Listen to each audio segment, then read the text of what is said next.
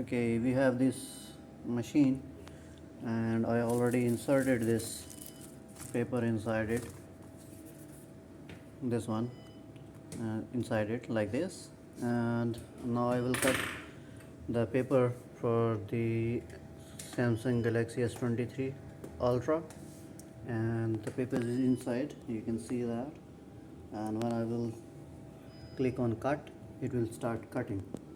So on this shape it will cut.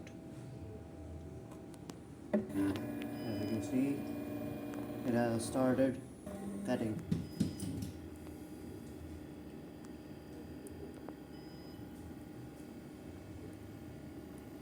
Just in a few seconds it will done cutting.